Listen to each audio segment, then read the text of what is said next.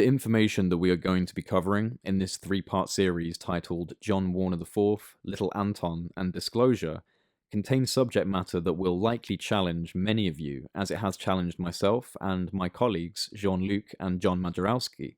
And so before we begin this presentation, I think it is extremely important to highlight the primary reason for our decision to cover this. The primary reason being that the source of this information is a man whose position within two extremely influential and affluent American families has afforded him the ability to obtain information and establish networks with individuals that the vast majority of us would be unable to gain access to.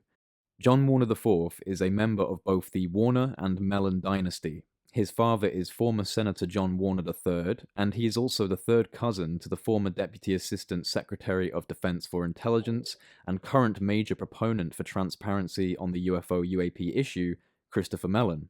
It is important to note that John Warner IV is on good terms with his family. He considers Christopher Mellon to be a friend as well as a relative, and so John is not the black sheep of the family. He has not been ostracized for writing his book, Little Anton. And with that in mind, I hope you enjoy the first part of this three-part series regarding John Warner IV, his book Little Anton, and disclosure of the UFO reality as he sees it. Well, how do you guys want to jump into this? Because me and John were just saying that this is kind of, you're a bit of the man of the hour right now, John, because this is your contact that you've managed to get hold of that we're going to talk about right now. And so I don't know if you wanted to maybe kick it off for everyone listening, because this is a kind of a specific talk that we're doing tonight. Yeah, for sure. It is a specific talk, and it's one that's been as surprising for me as it is for when I've probably told you guys about it. Basically, I think for me, it's what's interesting is that if anyone that's actually followed what I'm interested in, a lot of it is the connections with TTSA to Carl Jung and the Mellon family, and that area of it. So I've been really interested in Chin Chin, by the way, Jay. Chin Chin. But yeah, I've been really interested in that element. So it's kind of like, so what I did was obviously I spent a lot of my time researching the Mellons as opposed to UFOs, because one thing that I have always thought is, who's the most important person in this picture with To the Stars Academy, and what's the motivation behind it? So that's always been what my source of inspiration for looking into this is. So the Mellon family are clearly, like, it's no secret they're one of the wealthiest families in America, or a dynasty of banking family, politicians, CIA, Department of Defense, the whole thing. Really interesting family, and there's plenty of books out there about them, and there's plenty of books out there about their family, and it's all there. So dig in, because it really is, when you look at it, part of a huge picture. And so anyway, so whilst I was researching this stuff, I really got into the connections between Carl Jung, Paul Mellon, who is Chris Mellon's, I don't even know what the relation is. It'll be like great uncle. Or and something. just for bookkeeping, for those that don't know, Christopher Mellon is the former Deputy Assistant Secretary of Defense for Intelligence. Just for anyone who's tuned in who has no idea who the Mellons are.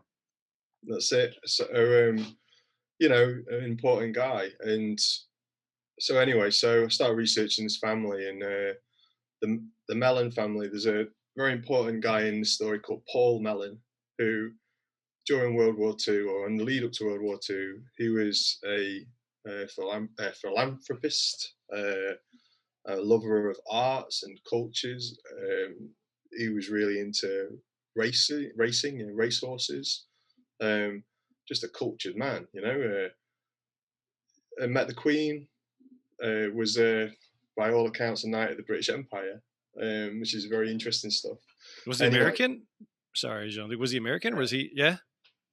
Well, they're from an Irish family, okay. Southern Irish family, who moved out to America in the 1800s. Okay. Very successful member that moved out there, that then went on to start the banking dynasty. But whizzed forward to the sort of end of the 30s or the mid 30s, and Paul Mellon has become really interested in the work of Carl Jung, and he's become interested in this through his wife, Mary Mellon. She's really into it, and they've spent a lot of time reading his stuff, writing to him. They went to London before they actually met him to try and see him in a talk he was giving there. So they were making real efforts to try to get to know this guy in a time where there was no internet and there was no email. It was hard work, but being movers and shakers, they did it. So they ended up going over to Switzerland, to Bollingen Tower, which is where Carl Jung was practicing some of his more interesting work. Again, these are things that you can look into, but it's just forming a little picture. From there, the Mellons, Paul and Mary Mellon, were so inspired by his work that they set up the Bollingen Foundation in America, and that was a foundation to further the works of Carl Jung and his ideologies, I suppose. It was to curate pieces of fine art and history, and to pay for archaeological digs around the world. Interesting stuff. They were looking for like some really big answers, both in history and in the psychology of the mind and of the human species. So, big stuff. Meanwhile, World War II starting to build up, and the Nazis have been well long in power by now, and World War II starts. And during this, Paul Mellon becomes part of the Office of Strategic Services, which is the precursor, some say, well, it is the precursor basically to the CIA. And he went on to meet some incredible people in that role, vastly important people and vastly influential in terms of what's happened to the way that the world is actually run. You think about the organizations we're dealing with, we're talking about the very secret services. To put it into like the fun aspect, the character Indiana Jones, when you read the stories of him, he was an OSS agent. The super cool guys, they're out there, like they're finding the hidden histories and killing Nazis and all that stuff. That's them. That's that vibe. That's the fun vibe of that. So anyway, a really interesting guy. International man of mystery. That's it. So we're talking about one of the founding fathers of the American Secret Service in that way, like the OSS. And this is Paul Mellon. Paul Mellon, yeah. Back in this is 30s, 40s. This is happening. Mm-hmm. Meanwhile, the Bollingen Foundation has been founded. World War II comes to an end. Paul Mellon goes back to being a philanthropist, billionaire, chap around town, being influential and rich and intelligent, and along with his wife Mary, all the same. Anyway, flash forward to the future, and Christopher Mellon, one of his descendants, is doing TTSA, and TTSA is very spiritual when you read the books, like the books that they did with Peter Lavender, and some of the things that were in the A.J. Hartley books point that way too. Well, a lot of it does. Mm-hmm. And when you start to read into that, a lot of that is pointing towards this same sort of Jungian psyche stuff. So fascinating. That for me was the link. So that was all I wanted to focus on. That's all basically I have been focusing on. Anyway, so last week, I think probably a day before the last time we spoke, I was just on the internet, like I usually do, just hoping that if I type in Bollingen along with the name Mellon, I might find a random entry that I've never seen before.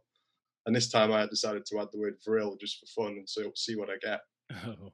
And then up popped a website called Axis Histories Forums Online. Which was that? Access or Axis? Axis, as in like the AXIS. Yeah. Right. And on there was quite a nicely written long comment on this forum about essentially the secret history of World War II, where they start to eat, and in this comment they talk about the connections between what was going on with the OSS, and in this it also says the OSS was actually set up and founded by Alan Dulles, who is one of the main guys from the CIA and onto MK Ultra. We'll go there later. And also by Paul Mellon, and check this out, set up by Carl Jung. Oh, wow. So I'm like, what is this? So I start reading it. And again, we should probably put up a screenshot of this so people could pause it and read it for themselves, or a link so they can go check it out. No problem. Because what I was reading was that it was mind blowing, and the final paragraph of it all made it even more mind blowing because it just said, "P.S. Like essentially, I'm going to paraphrase. In fact, let me find it. Shall I share it? Do I share screen or shall I just read it to you? I mean, if you wanted, I think you could. If you share screen, does it come up on the screen for everyone watching the video? I think so. All right, well, give it a go, and if it doesn't work, then we'll just do it in post production. Yeah, there it is. So there it is. Yep, there it is. So as you can see, it's my favourite topic. Brill and Tool Society. This is the Axis History Forum. That's it. So it's axishistory.com forums. So this post here, written by JWW427. Okay, I'll read it. Dear members, although I read and learn much more here on the forum than post, and thank you for all that, I would like to finally tell my small family story regarding the Nazi Thule and Vril societies and Project Paperclip. Yes, this can be considered a conspiracy theory by many, but I assure you that in my opinion, there is much more to this topic than we are told in history books, much more. The two societies can trace their esoteric roots back to 1850s era Prussia, especially Silesia. I think that's how you say it. Scientists in Prussia back then were very spiritual philosophers, scientists, and clearly understood alchemical secrets of all ages. The Nordic pagan lore and the concept of vril energy, chi, prana, etc., was a big deal, hence the concept of the philosopher's stone. Prussia also had many very good technical schools. Prussian royalty had plenty of money. Politicians dreamed of a unified Germany, a marriage made in Valhalla. How do I know all this? Because my granddad got me started on the proto-Nazi trail back when I took military history at the University of Virginia in 1985. The tangled roots of National Socialism goes way, way back, as you all know. The secret societies were important esoteric think tanks and spiritual guidance factories. History books don't mention much about them, and I think that's on purpose. The Vril and the Thule societies were linked, and they unofficially chose Hitler after one member, Baron Rudolf Freer von Sebottendorf, saw him give a passionate speech. They thought Adolf could be a messiah figure for them to promote, peaceful advancement for Germany in politics and new ancient technology. Hitler soon thought otherwise. At this time in 1919, Rudolf Hess was already a Thule Society member. Is everyone's field boots connecting? Cuff bands sewn on tight, uniforms crisp. Here we go, kameraden. This guy's cool, isn't he? My grandfather, Paul Mellon, was a US Army cavalry officer under Patton, and later an OSS member in World War II with his brother-in-law, David K.E. Bruce, and friend Alan Dulles, JFK fame.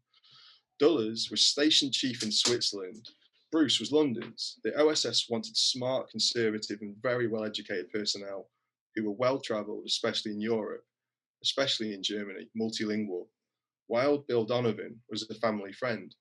Patton and George Marshall were my granddad's fox hunting pals in Virginia.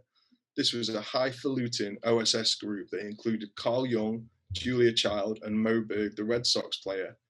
Famed psychologist Carl Jung, a good friend of my mystic grandmother, Mary Mellon, was tasked by Dulles to perform a psychological makeup of the Nazi top brass and Hitler. We all know how that went. Cuckoo crazy for Cocoa Puffs, a lot of them. By Dulles admired the Nazis and their diligent handiwork a bit too much for my taste. Right, so links obviously to his family. Do you want me to keep reading? Well, this is, so just to kind of clarify for everyone reading, this is a member of the Mellon family who's talking about his grandfather, who we were just talking about, Paul Mellon, right? So the guy you were just giving a background on before we started talking about this is a member of the Mellon family whose grandfather was Paul Mellon. That's it, yeah. Right, okay. So and you stumbled upon this guy by just typing those 3 words into the search, right? Yeah, pretty much it. Like, right. It was just one of those things, you know. I just knew that this had so much to it. so much more depth than what we've been given by To the Stars Academy, with all due respect to it. Like, there's so much more to it. And what I think they were trying to do maybe is, might be getting ahead of myself here, but it wasn't deep enough. It was too much hype. It was too much like they were trying to launch a new film that was coming out. Now that's my opinion, but it hasn't worked. And the stories that were supposed to come from that are these ones. Well, what's interesting is you haven't just stumbled upon this post and that's the end of this story. You're actually now in communication with this guy quite frequently, and you've actually you seem to be having quite a good rapport with him. Absolutely, because this stuff is deep, and let's be honest, like, no one is going to give anybody any real answers by being on Twitter or on Reddit or any of these things, or here listening to us. But this is probably some of the best stuff that we might get based on who this contact is. And if you listen, you guys have seen a lot of this already. You'll see that pretty much everything he's saying is absolutely fascinating, and most of it backed up either by history, archaeological finds, and the fact that this guy's dad was part of it all. Yeah. Granddad. His own father, let's skip forward. So Paul and Mary Mellon had a daughter. Right, I'm just gonna cut this off of the thing so we can just see us, because we can link it. Yeah, so I was about to ask if you could. Yeah. That way we can just link it and everybody can get to it, but we get the majority of it. Sorry, John, didn't mean to interrupt you. Yeah, cool. Yeah, no, it's just I'd rather look at your beautiful face. Oh, me too. No, we're like, and I got some shaman piss here. I'd rather look at that Vril document, but like, actually, would you mind? Sorry to interrupt, but would you mind, just for people that don't know, what is the Vril Society? What is the Thule Society? Yeah, like they were, I guess, mystical, occult societies connected to the German Nazi movement, the Third Reich, and the build up to it. So, like, willing or not, the Vril Society were made up of psychics who believed that they descended or had contact with ascended beings from Aldebaran. So this was, and let's preface it with that the Nazis just didn't come up with this. This was happening in Germany prior to World War II, prior to World War One. Right? Because this would have been going on. Well, this is the thing about this, right? It's been going on forever. Yeah, I'm just talking about the Germanic. The German stuff. Well, yeah, but if you think about what was the precursor to even some of this stuff. The Bavarian Illuminati. Whereas Bavaria, it's in Germany, yeah. So you go even further back, it just goes back and back and back and back. Like it's massive. It's called something different all the time. It's always kind of the mystery schools. It's always the whatever you want to call it. There's always a different name, but there's underlying esoteric, knowledge-based seeking societies that come together for the study of esotericism and to make contact with non-human entities. Yeah. Seems like a pretty good assessment.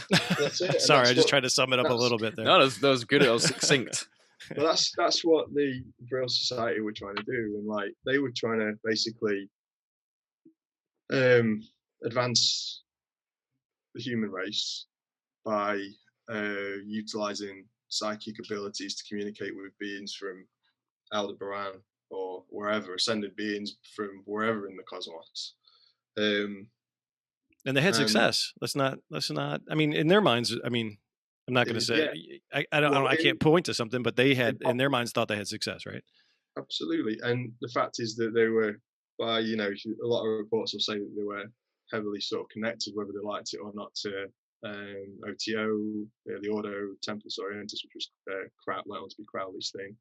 To be fair, Crowley infiltrated it and kind of Yes, he did. Yeah, it wasn't Crowley. So Crowley decided to just bulldog his way into it and take stuff and call it his own. Same thing when he tried to do with the Golden Dawn. He literally, like in one of the stories my brother Robbie told, is like he ended up hooking up one of the guy's wives and figured out where the Golden Dawn's meeting place was, and like went in there and like took all the books and locked the doors.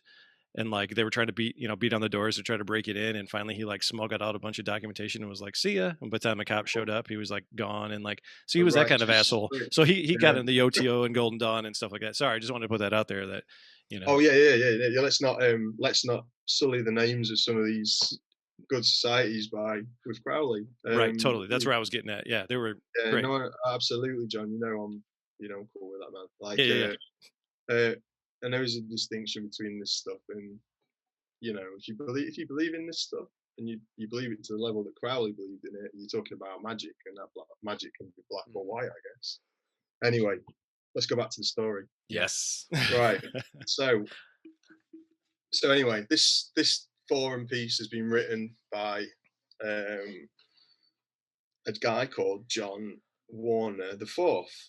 Now, the very last paragraph of that forum post that I was reading you says, P.S., because you're going to have to read all this yourself. But anyway, P.S., ask yourselves why my dear friend and third cousin, Chris Mellon, the former Deputy Undersecretary of Defense for Intelligence, is involved with the Pentagon's and the US Navy's gun camera UFO disclosure campaign.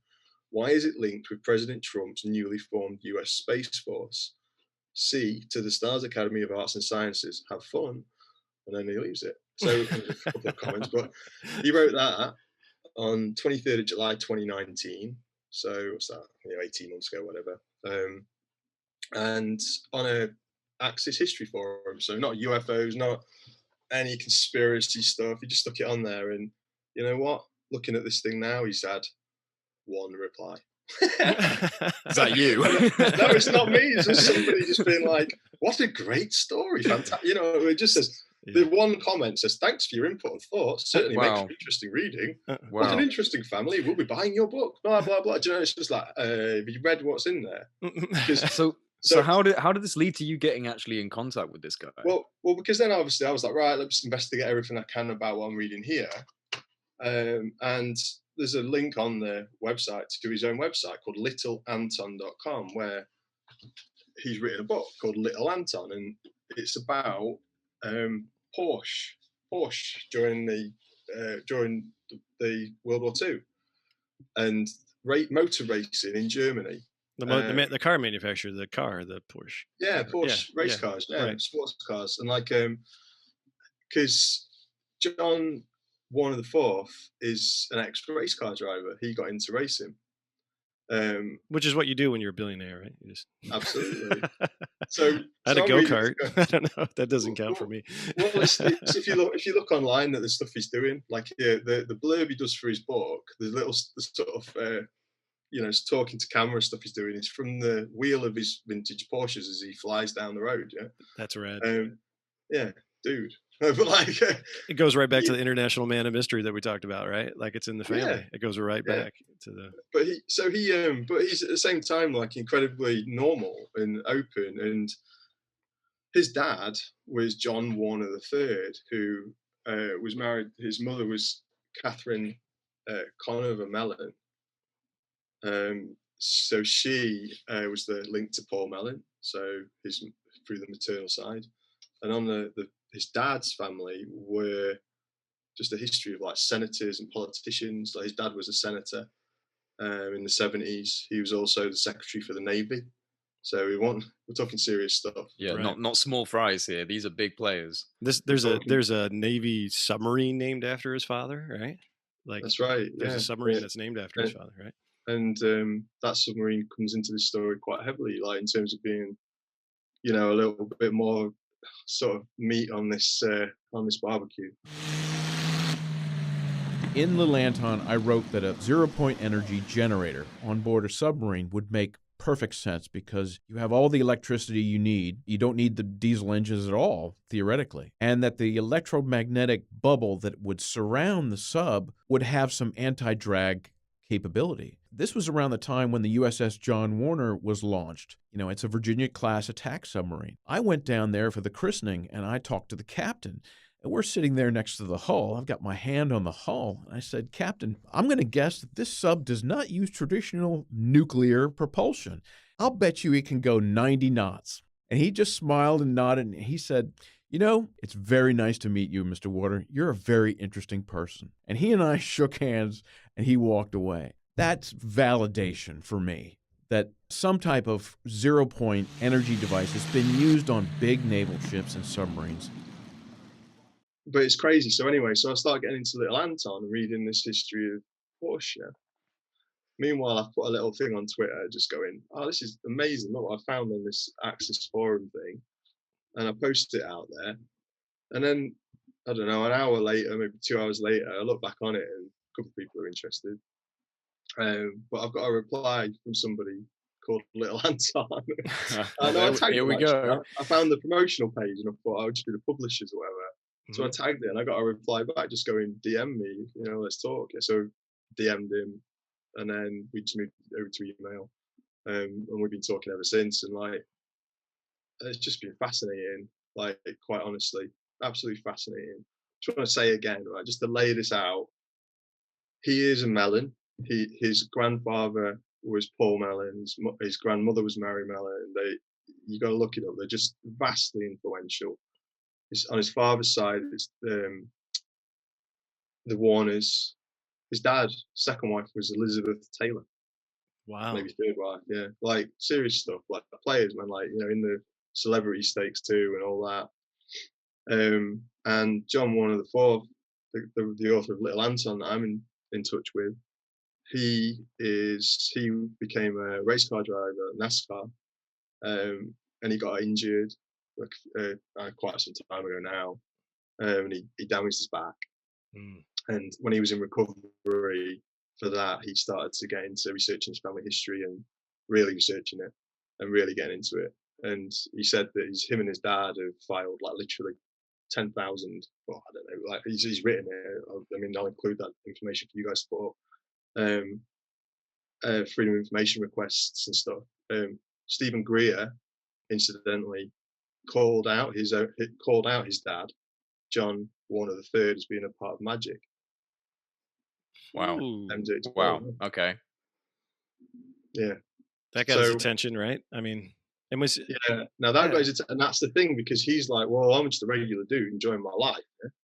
Right. Seemingly, seems like he's had a pretty great life. Well, I don't know, but it seems that he comes from a wealthy family, and he's had some good opportunities to go out and experience things. But he is now what would look to be quite unapologetic about his opinions in this subject. He has, Well, he spent the last 10 years or so immersed in it, because what he then did was go, well, listen, all these little stories that my granddad told me, all these things that my dad has mentioned to me, all of this stuff that I've seen, in terms of stuff that we're never ever going to see. He's a Mellon. He's from that family. His dad is a Warner. It's stuff that we're never ever going to imagine. For example, the video which we can splice up on here is talking about how he went to visit the nucleus-powered submarine that is named after his dad, and he said to the captain of the ship, this is not powered by a regular power source, is it? Being the son of the guy that the submarine is named after, the captain apparently just sort of looked at him and went, shook his hand and just said, "You're a very interesting man, aren't you, Mr. Warner?" Oh my gosh. It just goes, that's just validation. So then he started to look deeper and deeper into it. And basically he essentially wrote Little Anton as a really cool, because he's into history and he's into racing. He's just basically put disclosure into it. So he wrote it in a it's not nonfiction, it's a fiction book based on this character in racing in the 30s around car racing, right? And but inside of, I think there's 3 books, right? But you can get them all on Amazon and we'll link them and stuff. But inside of this novella, there's just massive amounts of disclosure information that Well, we've independently researched us like most of our lives and came to it, but this dude just puts it all together in this book. Like, here you go. Oh, you thought you were reading about racing? Oh, too bad. Let's talk about Aldebaran. Yeah, that's going to be interesting for any racing fans out there that buy his book. Like, oh, neat little autobiography. Oh my goodness, what is this? Well, chapter basically the whole book. I mean, I've been reading it because it's a big book. It's huge. It's huge. It's massive. It's piled all three into one, I think, and it's a big read, and it's really cool and exciting. But basically, you get to chapter 108, which incidentally is a very, very important number in terms of the esoteric, and I'm sure that wasn't by chance. But anyway, chapter 108 essentially is a woman who is a British spy with an aristocratic lineage to some degree, who is over in Germany as part of the Grand Prix racing scene, who's trying to infiltrate occult groups in the Nazis. So that's the sub-story. And she's given, or she opens up a letter which has been saved for her from an important man in this story, McMasters, I think his name is. I'll have to go back and have a look. And this letter essentially says, this will explain to you what you're getting into and burn after reading, essentially. So she reads it, and that's chapter 108. Her sitting down to read it. Oh, nice. She's a dry, cynical assassin, I suppose, a spy, but also from an aristocratic family. And all of a sudden, she's given this letter which tells her everything. And that letter, as she reads it, after a paragraph or so, she'll be like, what a load of hogwash. My God, no way in the British Empire. Yeah. As it goes on, the reactions to it are like, she weeps. And to be honest, like, I guess that's probably what you're supposed to do. Now, this takes me to the point of the fact that this information, essentially, and this is what he said in his email, what he's put in that book is disclosure. It is disclosure. And book 2 that's coming out, he sent me a chapter of that, which is just, you've shown it to you guys regarding other things, carries that on. Now, disclosure isn't in what he's saying. Now, listen, I also have to say to this, right? He says many, many times that these words are his own, all right? Okay? And this information is stuff that he has compiled from being in a privileged position in terms of his family to put into a picture that makes sense to him. And I'll tell you what, if you follow To the Stars Academy and the Tom DeLonge interviews prior to all this going off, the stuff that he talked about is what you'll find in chapter 108. I was about to say, can you, and I'm guilty of being the one person in this chat that hasn't read it yet, and I'm sorry about that, but can you give any highlights as to what that chapter kind of entails? Do you want me to read you a couple of clippets? I think people would appreciate it, yeah. Yeah, some of the stuff, like I was saying, while you dig those out, I mean, some of this stuff is like I've read about and researched on my own, or follow little breadcrumbs here and there to kind of put that together. But he does it in a way that's written, like Jean-Luc's saying, via this character where you can't grasp it, because if you just read it plain out without kind of the context of this character in this fictionalized setting, it would kind of be like it literally you would have the same reactions as this person is having in the story, like what the fuck is this, like no way, and then you're like, wait a minute, that does make sense. And it's like, this almost sounds a bit like the Secret Machines, where you've got facts woven with fiction. Totally. And obviously this man is from a very privileged position, being within the Mellon and the Warner families, and we can't even imagine if you're within the fold, what kind of information might get passed along during a casual conversation out on the porch or something. So I don't know, maybe this is something we can get into in a minute about how he's managed to get some of this information, if he's ever said anything to you. But before that, if you've got some snippets to read out, please go ahead, man. We'll take it from the first little bit where it starts to get funky. So she sat down and she's got a cup of tea and she's about to read this document. So it says here, okay, let's have a look.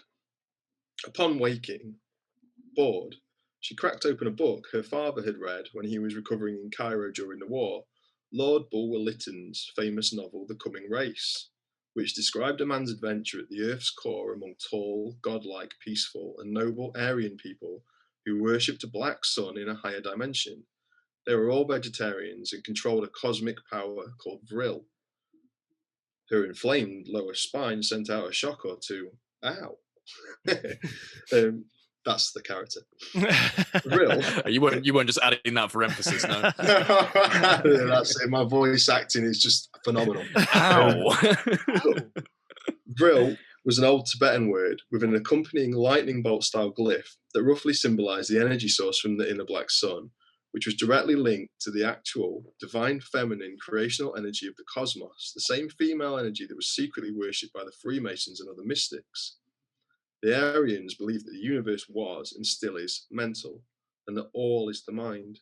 They knew that everything and everyone in the great cosmos were part of the same intelligent, spiritual, and sentient whole. Thus, good and evil, positive and negative, moral and immoral, love and hate were all one and the same. Only an individual's perspective and experience were different. Curiously, her father said that Bulwer-Lytton was an initiate of the infamous London-based Templar secret society, Ordo Templi Orientis, which is of German and Austrian origin. The Theosophical Society of London had ruled the book a work of absolute truth. Take heed, Briggs had said to her, the Nazis are uncouth, savage, and strange, all right, but they aren't bloody idiots. Okay, so that's the first part. Okay, so here you go. Here's another bit. You ready for this one? Okay. This is bizarre in the extreme, she mumbled, remembering some of her Knights Templar history. She snatched her Wickham folio with all of the colourful drawings off her shelf. In it, Professor Elfric had told her long ago in private that the Templars were the keepers of the ancient knowledge of Atlantis, Poseida, Romania, Comaricandam, Mauritia? Khmer, Undus, Mu, and other worldwide multiracial high civilizations that existed long before the Great Flood of 9,600 BC, and that the many pyramids, dolmens, aqueducts, canals, ports, and giant temple complexes worldwide were remnants of those people's grand achievements. Stonehenge too. Modern cities were once their colonies. Their legacy was all around us: architecture, alchemical science, silk, paper, writing, high-quality iron and alloys, the wheels, ships, sails, hemp rope, flint and steel, the bow and arrow, agriculture, irrigation, astrology, airships, and astronomy. Sea levels were far lower before the flood, and much more land mass was available for habitation. Islands and continents didn't sink. The water rose above them. All of those impressive megalithic constructions were closely tied with magnetic ley lines, maritime navigation of the globe, using a compass, chronometer, and sextant, sound resonance, astral travel, and the Earth's electromagnetic grid that birds and animals navigate by, which we talked about recently. Yeah. These crystal-based civilizations, powered by a second, smaller artificial moon in orbit, also included underground ones in large caverns hundreds of miles wide. These caverns provided a safe, warm, and dry place to escape the deluge, comet impacts, and the following ice age. Geologists, he said, had discovered telltale layers in rock strata that suggested the flood had really happened, and the many elliptical lakes in the American Carolinas were highly indicative of a massive fragmented comet strike. Just to quickly cut in, I believe that this is talking about what's known as the Younger Dryas Cataclysm, which they're still not quite sure how the cataclysm took place in regards to there's still contention over whether it was meteorites or something else. But most people who have been studying this now seem to be in agreement that there was gigantic floods in a very short succession of time. So it does look like there was a huge cataclysmic impact at one point. Absolutely, and all the flood stories throughout all of history and go exactly every type of race. How can you ignore that? How can you ignore that? Yeah. And I've been doing a little bit. I mean, not to sidetrack all this, but I've been doing a lot of research into pretty much the solar aspect of all that. So the sun actually goes into a micronova every 12,000 years.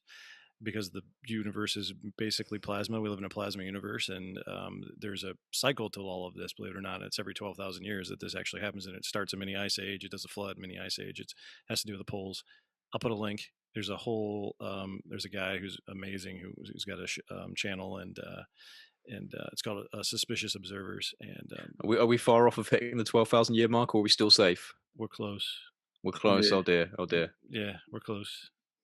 Well, basically, sorry, I'm sugarcoat it. We're fucking close. I'm gonna drink some more wine. Yeah, might as well, man. Yep. Check this out. All right, this is cool. The cosmos' voice of creation was feminine, hence the secret goddess worship by the Freemasons and other esoteric orders, most especially the Egyptian Isis, aka Columbia. However, the Vatican, kings and emperors had long ago decreed women to be inferior chattel, because Rome was in great fear of their vast creative power, in fear of female druids who clearly understood deeply ancient wisdom, geomancy, holistic herbal medicine, the power of nature, cosmic spirituality, pure love, tolerance towards all, and especially the Grail knowledge, thus resulting in the many witch hunts and inquisitions throughout history. The Cathars of France, the Christian Gnostics, the Druze of Syria, Pythagoreans, Druidic Celts, Sufis, Zoroastrians, and the Templars were all brutally persecuted for their adherence to ancient Grail doctrines and Hermetic wisdom. So we're going into Templar stuff like secret histories came from the Templar, like we're talking about secret foundations, these people being put down so these things are kept secret. Yeah, no, it's true. Now, From what I understand, from I understand, 1307, the Pope and the King of France decided on Friday the 13th, and that's why Friday the 13th is bad, believe it or not, that Friday the 13th at dawn, all the Freemasons are going to be rounded up and burned at the stake for heresy. All over, right? Some of them got tipped off, and I don't know for certain, but I have a good suspicion that they made it off with some of these important things to some place where I may be sitting currently in a continent aspect. Not in my house. No, I don't have that. I was going to say, like, whoa. No, I don't have any of that shit here. But Scott Wolter goes into it a lot. Basically, the whole the Templars get into America before anybody else got here, as far as Columbus and and all that other bullshit. But yeah, supposedly they got away with a lot of that stuff before. A lot of people were burned at the stake. Jacques de Molay in 1307 was was on a pike in the river. What's the river that runs through there? The Thames, maybe? I could be wrong. But anyways, he was there, and everybody was around, and the Pope and the King were there, and he said, "You two were going to join me before the year is out." While he's burning, and he wouldn't recant. They tried to say that he was worshiping the devil and that he was doing all this blasphemy stuff, and he never did. And he was tortured, for a couple of years, I think. And he's like, "You two are going to join me before the year's out." And then the Pope and the King ended up dying that year as well. So there's that was the Templar story, the way I understand it. And it's sorry, I'm gonna have to put my specs on so I can't see what I'm reading. No, that's okay. I'm sorry there was an aside there, but that whole thing was like it's a massive totally thing. Well, it's totally relevant, isn't it? So like. Well, basically, let me get to this bit. Okay, you ready for this? I think so. Yeah. Yeah. I don't know. Let's take it out of that, because honestly, anyone could, after reading this, after listening to this, can go and buy Little Anton for £7 or whatever it may be in dollars. And links will be in the description box below. And go and read this, chapter 108. I'm not going to dwell too long on this because we've got plenty of other stuff to talk about that I've been saying, which is probably going to be easy to digest. But this chapter is very important. I just want to find this bit. Okay, in a somber tone, he wrote that via his accumulated intelligence over the last 35 years from his foreign office world travels that allowed him to brush shoulders with all quarters of international occult society, most especially Gnostic Christian elders, high-ranking Samoon and Sufi mystics, well-respected Arabian philosophers, outcast European royalty with a rare sense of decency, retired Turkish field marshals that wanted forgiveness from Allah, Buddhist monks, Indo-Viparas, excommunicated Freemasons et al. He had connected thousands of uncomfortable hazy dots that eventually formed a mostly cloudless picture, one that took him many years, tears, sleepless nights, and bottles of whiskey to accept. Now, this is it, I suppose. You ready? Finally, he understood that the real world was nothing like how they once imagined it. All the stories and legends were eerily similar, and in his opinion, it took an open-minded, highly educated intelligence officer like him to piece it all together for civilized English eyes like hers. Bit on the high horse, Colonel Wanker. That's the character. Typical British swear word right there. That's it. Firstly, the basic gist was thus. The Earth had been created eons ago by many groups of our ancient star cousins to be a very special garden planet to support the cosmos in the spiritual sense. She also had a feminine soul, hence Mother Earth. All life, every fish, bacteria, tree plant, butterfly, whale, bird, insect, and animal had been brought here from elsewhere in the universe, and with plenty of life-giving water to nurture them, species after species.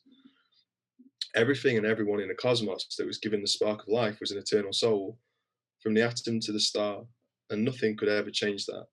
If Sufism recognized two things, it was firstly the unity of being, that we are not separate of the divine, and secondly, that unconditional love is the highest activation of intelligence, for without love, nothing truly great would be accomplished, whether spiritually, artistically, socially, or scientifically.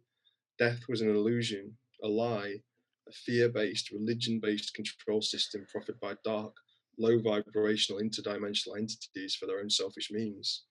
Humans were infinite beings with great emotional and creative powers, but few understood this. The fear of death, the fear of ridicule, both kept us enslaved.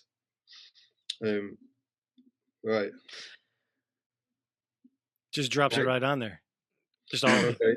Just all In of the it. beginning, there was the Word, and the Word was with God, and the Word was God, read the Bible. And that Word was sound. Sound vibration was the very creational power of the living sentient cosmos, whose lifeblood was the delicate but all-powerful vibration of love. Frequency and sound vibration were key in the creation of all life. Every living thing with a soul had a distinctive frequency. In simple terms, what we understood to be God was the entire cosmos, a feminine vibration, and everything that made up the cosmos was part of the eternal whole, the infinite one, the all there is. Hence the Hermetic law of one. The Christian cross, Maltese cross, the Celtic cross, etc., were all representative of this sound, and being hundreds of thousands of years old, originally had absolutely nothing to do with religion, because religion hadn't been invented yet. The cosmos was made up of uncountable dimensions or densities, of which Valhalla, heaven, Swargaloka, Avalon, and the astral world were integral parts. Wow. So Okay. deep stuff, yeah. So that's deep enough, all right. Now that could be New Age philosophy 101. Fair enough. Okay. Yeah, because it's essentially saying, everything is the one consciousness. That's the basics of that, and also within the physical universe that's been created through the one consciousness, Earth is a planet that every single living being has been selected from another place and put into one area, one planet. Like a Like zoo. Earth basically big has been zoo. put there like a zoo. Yeah, it's Oh when you my go- gosh.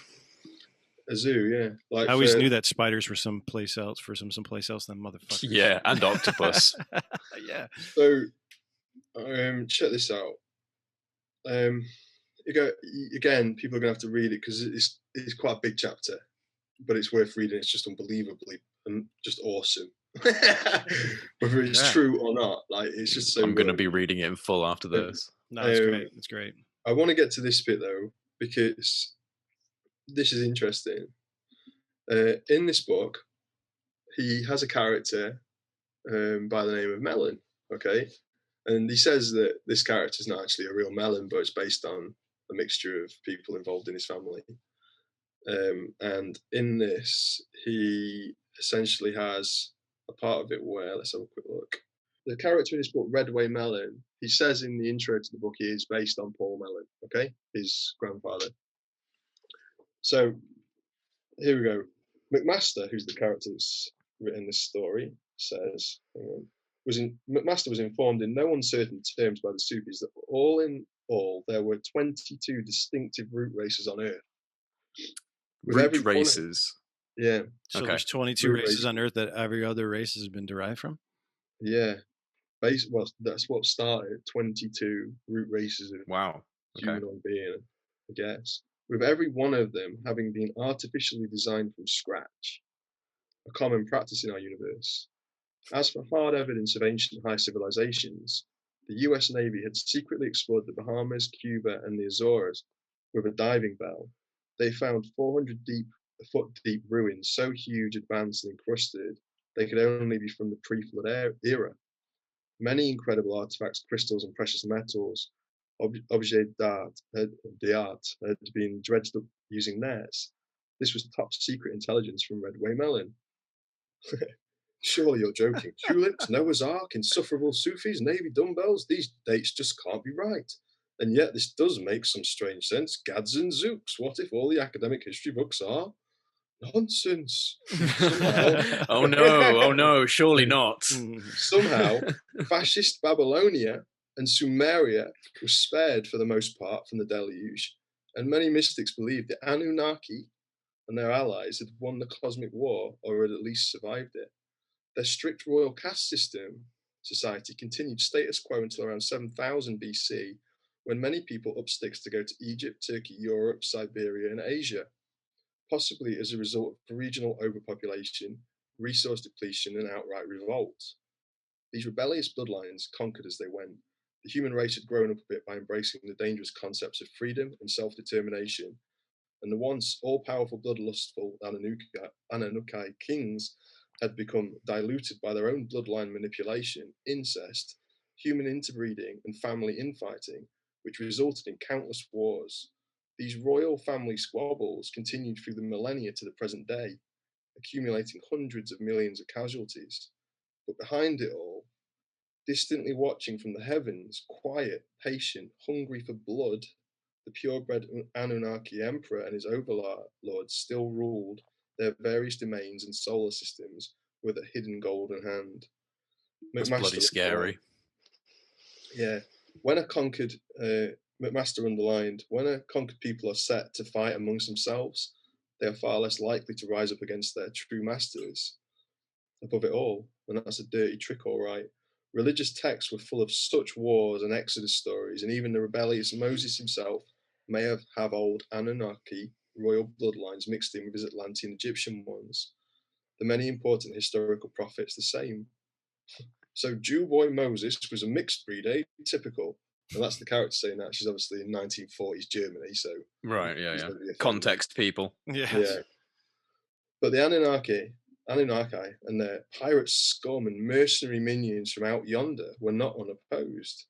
In Vedic history, there were said to be many incarnated light warriors hailing from all parts of the universe that fought for humanity's freedom and enlightenment, and the many proxy wars throughout history were a testament to their positive efforts.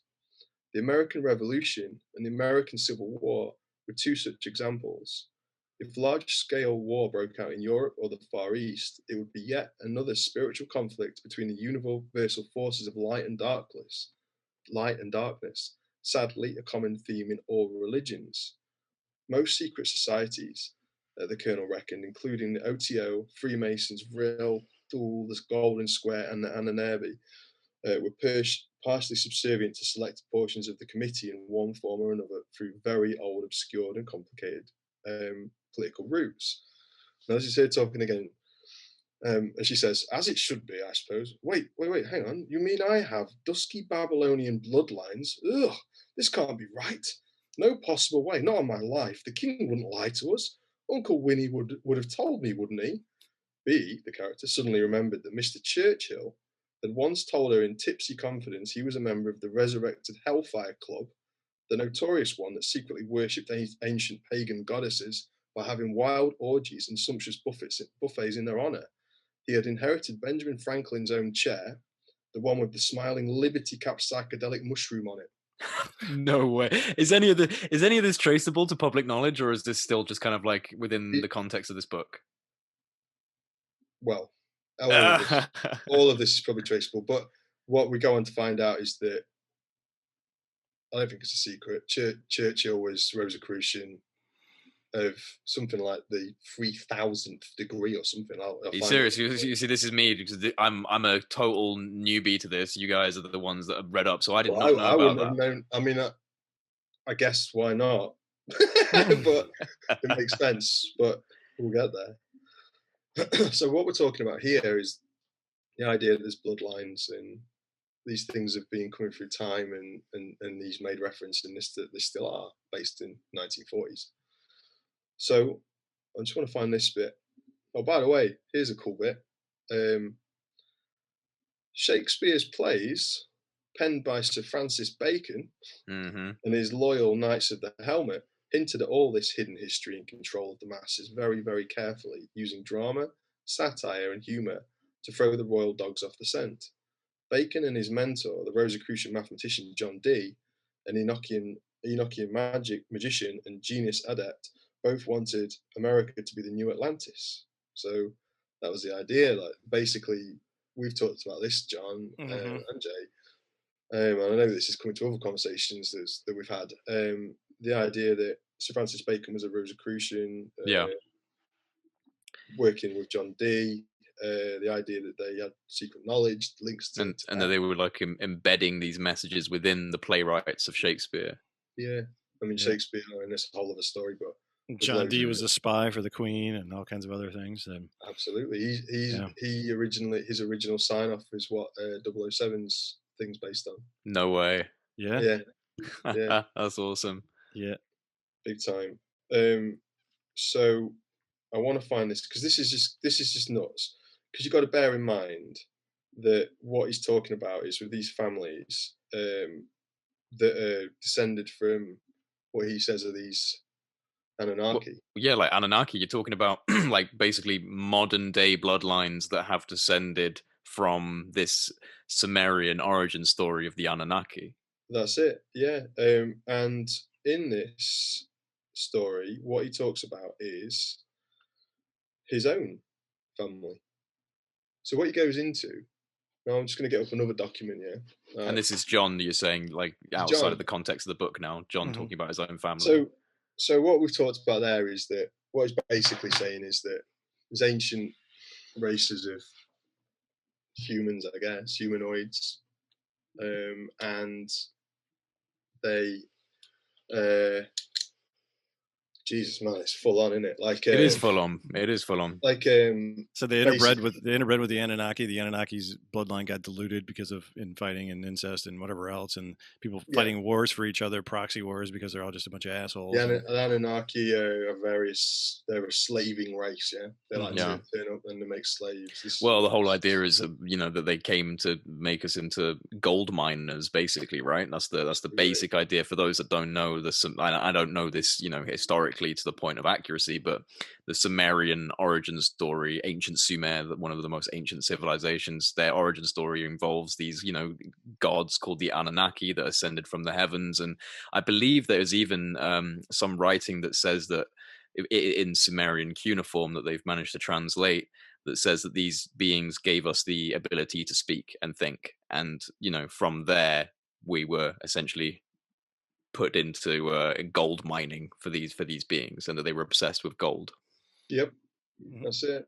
Like, he sent me, basically told me in one of his last emails that he's got like just literally thousands of pages of research notes and stuff that he's worked on. Some of it for being part of Little Anton, but some of it straight up, all of this stuff, man. Like the modern conspiracy theories, ufology, all the nuts stuff. He sent me basically the first part of his notes. I'll read you some if that's cool, because this lays it out. It's like basically it's almost kind of like, here you go, I'm just going to tell you exactly what it is. You ready? John, you read out whatever you want to read out. And again, let me just preface for people, this is coming from someone who is a part of the Mellon and Warner families. So like, it's not just some average Joe. That's it. Okay, so he's put on here, like, he has prefaced it by saying, these are cryptic notes, few personal opinions, although what I'll read you is the preface, which is obviously his personal opinions. Are you ready? Before reading these notes clipped from everywhere and beyond, the reader must understand some scientific, metaphysical, and philosophical fundamentals that most everyone in the big no, capitals, understands clearly.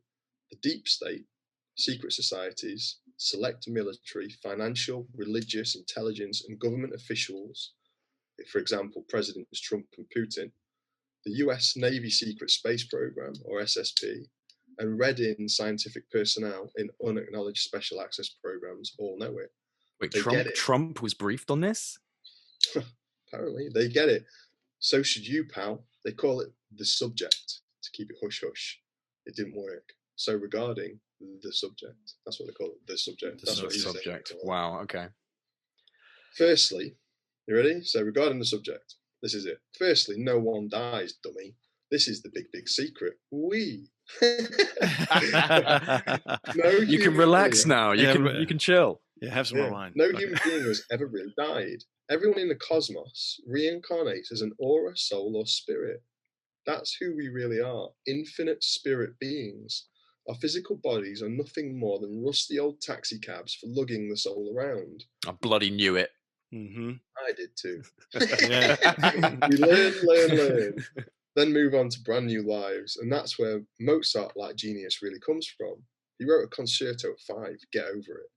Once a person gets over the fear of death, they cannot be swindled and pushed around anymore. Feeling cheated already? Of course you are. The meaning of life is to learn and create, and then be service to others. If it doesn't work for everyone, it doesn't work at all. It's pretty freaking easy. That's an African proverb, by the way. I like how this guy writes. I was about to say, I really like this guy. I really wish he'd come on with us. Maybe in the future. Yeah. If you're listening, John. It's always on the table, man. Doors open. Oh yeah, full on, totally. Because I don't have a show, but we'll get him on yours. The cosmos is 95% consciousness.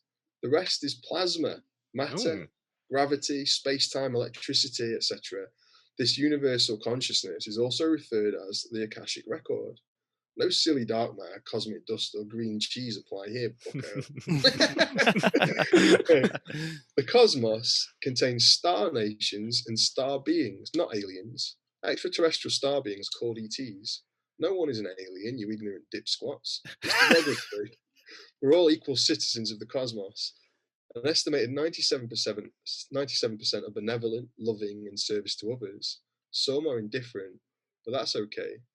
But the 3%, the so-called regressives, make the Nazis look good by comparison. They are horrendous. Damn. Yeah. Then he writes, boo-hoo, deal with it. The concepts of good and evil, positive and negative, high vibrational and low, are just perspectives. Don't judge. Don't point fingers on your high horse. Don't throw stones in your green technology-laden glass house. Just roll with this one. Most of our written history is a lie. It was written, destroyed, hidden away, and rewritten by the winners of wars, suspect religious institutions, corrupt governments, and shitty fancy dress monarchies. Yeah, 100%. That's so true, though, isn't it? You know, that's so true. Napoleon and General George Patton said it too. Big deal. All history is revisionist. Before the Great Flood of 10,600 BC, in geology, it's called the meltwater pulse 1-b. Countless high civilizations existed. Atlantis, Lemuria, Mu, Agartha, Og, Khmer, Hyperborea, etc. Earth has been Grand Central Station for hundreds of millions of years, people, billions even. All the pyramids and star forts worldwide are stark evidence of these civilizations, hidden in plain sight. They were all Class 1 civilizations, 5th density or higher, with 0.3 energy and consciousness-driven technology. Love those fun ancient myths. Portals and stargates are used every day. Some are big, some are small, some are natural, some are artificially made.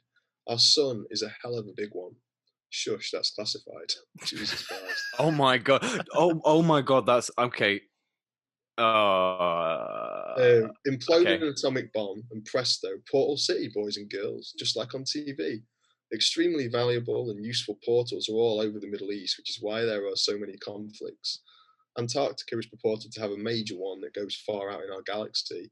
Our universe has a cosmic web of wormholes for efficient and quick space travel. Hey, it's free. Wow. Thousands of races of ETs work with governments and militaries every single day. It's nothing new. If you want a job working with them at the NSA or the Pentagon, just ask why you signed a government national security form. Most are super nice and mega smart by all accounts, but not all. I do not know if they get paid well or receive government pensions. We are known in the galaxy as being excellent engineers because we continue to innovate where others are stagnant, and that's awesome. We don't like last year's Cadillac as much as next year's. That's true. Look at the iPhones. Yeah. That's it. We like to innovate, yeah. There is a burgeoning corporate-run barter trade market that's unregulated by any authority here on Earth or out in the solar system and Milky Way. it's popular down here, it usually is out there. Electric mining equipment, nylons, chocolate, heroin, genetics, gold, silver, Sony electronics, trees, plants, animals, genetics, spices, spaceships, hothouse flowers. My You get the God. picture? Militaries the world over use safe free energy generators that work on torsion field 0-point energy principles, plasma accelerators, cheap and cheerful, ships, underground bases, the moon base, lunar operations command, and subs. The energy is drawn from the vacuum of space-time. Another secret freebie. How did they figure it out? Read my novel, Little Anton, or just read these darn notes. My God. This is like, that's insane. This is incredible. President Trump's space mining bill in Congress was passed because we already are mining asteroids and moons. That's why we need an official US Space Force. We already have one in secret. End of story. Comprende, amigos? Jesus. Dude, Shit, go on. No. Like William Cooper, pretty crazy. Behold a Pale Horse guy from whatever. But when I was a kid, one of the first videos I saw was a lecture of him in Dearborn, Michigan in like 1986 or some shit, or 96. I don't know. I don't remember. It was a camcorder, a shitty version of it. But he pulled out a book, and it was a NASA book that they produced only like 300 of or whatever. And it was like these, they were black and white, but they were photos of the moon. And he like pulled them out, and he's like specific. And when I got old enough, when eBay came out and all that shit, this must have been 10, 15 years ago now, whatever. But I figured, I was like, I spent like $300 on this book. Cause I was like, fuck it. I want to see if this is real, and I have that book. And from what he says in this video, he's like, there's mining on the moon. And like only in this book have I been able to find these pictures of like rocks rolling in and out of craters and like tracks and shit like that. Right. And this is like tracks. Yeah. I've seen those types of things. And it's like this NASA book. And he was like, yeah, we've been mining the moon since like the fucking 60s. And like, we have a base and all this shit. This is the thing. It's like, even if a fraction of this is accurate, we as normal civilians, and even like, especially outside of the UFO community, where you might not have even heard of the word Anunnaki or anything like that, if it's completely new to you, you're talking about a completely different reality. Like, in every single form, from theological position, philosophical understanding, technological progression, every single element of human progress is a lie, essentially, because you've got this underlying completely hyper evolved, beyond next generation capability, and also a much more expanded understanding of the universe and what's within it. And again, even if a fraction of this is true, it's completely mind-blowing. And one thing that kind of freaked me out a little bit, which is why I went is when you mentioned the sun, because that's actually something that Holden has mentioned to me, is that the sun is a portal. And I didn't know how to take that, but that's the second time that I've heard now that the sun is actually a portal, which is interesting. Should we blow some more minds then? Let's blow some more minds, including my own, mate. I'm going to be all the way through this bottle of wine by the end of this conversation. You're gonna need it, man. Like, right. The mostly lousy world press and media are tightly controlled by just a few corporations, conspiracy fans. They literally manipulate human consciousness, or try to. The CFR, the Bilderberg Group, the Trilateral Commission, the CIA, the Jason Society, Viacom, the Pentagon, MJ12, and many others are in control for now. Watch nature programs and read books instead. Violence and war suck. So do commercials for Depends adult diapers. Yeah, stick to David Attenborough and read some books. Yeah. I'm guessing. Yeah, I guess this is what Tom DeLonge, when he was in that skiff, was like, going, oh my God. Probably. And then you the whole idea of Jimmy Carter crying after he was told things.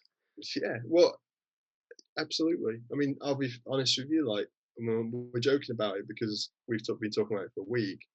I'm not really joking about it. Like, no, you kind of have to, though, just to make it a bit manageable, like to make it palatable, you know? I'm not a conspiracy theorist of the level of some of this stuff, but when it's coming from, again, where it's coming from. Exactly.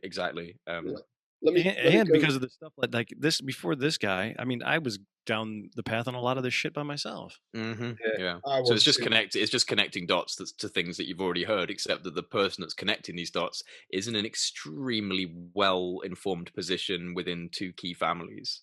Totally. With things that I've never put together, but put together in a way now that it makes perfect sense, where I can just go, and not just go, nah, that sounds like bullshit. I mean, just like the little things we were talking about, just like the moon thing, and just little tiny things that would change everything. Yeah, change everything. Yeah. Well, Let's have a look at this. Hang on. I'm loving this, by the way. I mean, it's intense and pretty, incredible information, but I'm very much enjoying listening to this. Mainstream science, math and physics are heavily redacted. The really good stuff has been purposely kept secret. For example, unified field theory, torsion physics, dimensional physics, anti-gravity and high-end scalar technology, etc.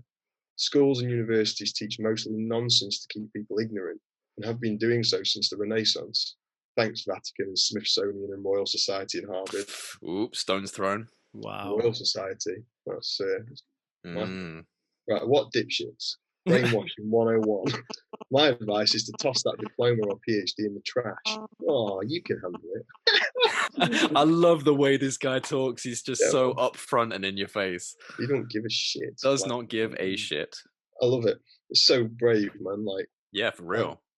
All religions are 100% grade A bullshit. Religions and their scurrilous, inflexible dogma were designed long ago by the aggressive folks to mind control the masses, so we would accept our slavery by the various sky gods. Guess who, kids? It's the moldy old divide and conquer strategy. Religions offer only a confusing mix of tiny bits of truth, a little wisdom, lots of disinformation, and plenty of outright lies. Leonardo da Vinci and Galileo knew this, so did that fab genius Nikola Tesla. Now you do. Jesus. The benevolent ETs in our universe call God Source, the One, and all there is. Everyone and everything in the cosmos are part of the One. See the law of one. Spirituality has nothing to do with religion. Don't cry. You need to get over all this too, please.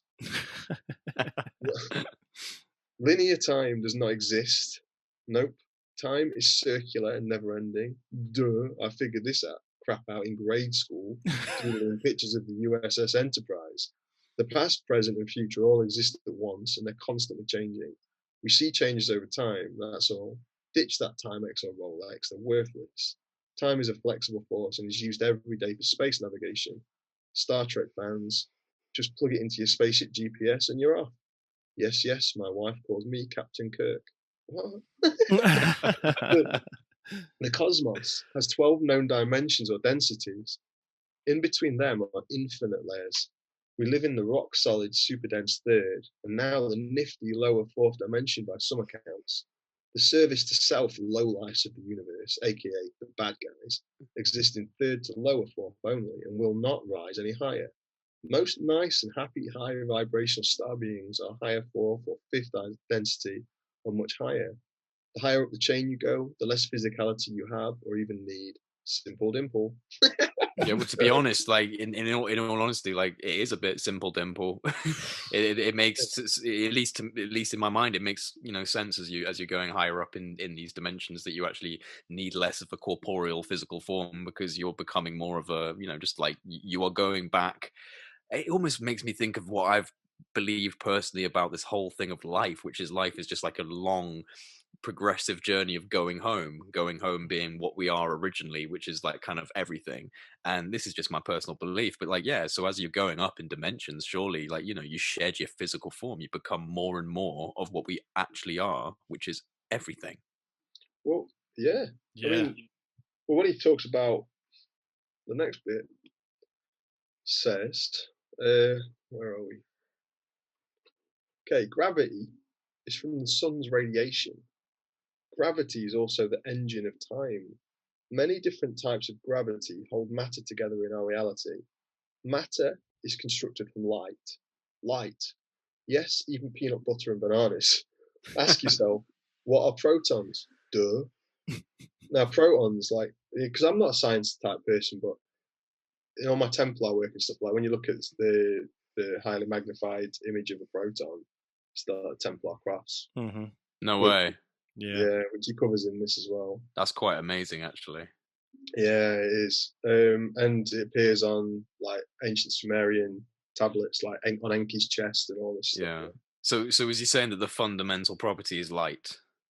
Of matter, yeah. Yeah, of matter, yeah. That's something that's been echoed by a few people, including Thomas E. Bearden, who's quite a well-known physicist, and someone that's written quite extensively about the UFO phenomenon and was interviewed by Dr. Stephen Greer. I'd recommend people check out some of the writings of Thomas E. Bearden. Yeah, for sure. Guys, I gotta run. I can. Should we tell you what? I'm gonna be honest, right? It's a good place to start. Let's carry on tomorrow.